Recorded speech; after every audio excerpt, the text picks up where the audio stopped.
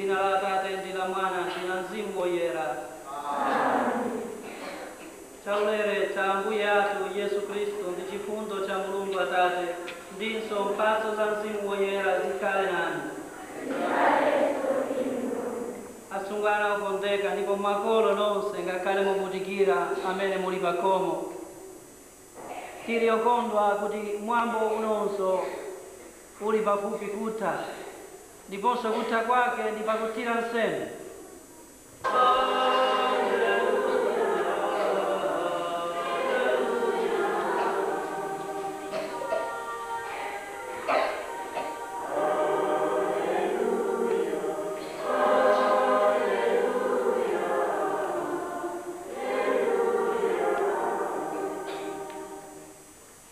Ambuye akhale nanu.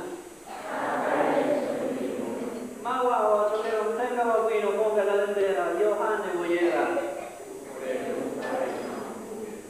Yesu adati kwa ophunzira ake, mtima wanu usavutike. Khulupirirani Mulungu, khulupirirani nenso. M'nyumba mwa Atate anga muli malo ambiri okhalamo. Ngati muzikonda, sungani malamulo anga. Pamenepo ndidzapempha Atate, ndipo adzakupatsani Nkhoswe ina kuti izikhala nanu nthawi zonse. Nkhosweyo ndiye Mzimu wachoona.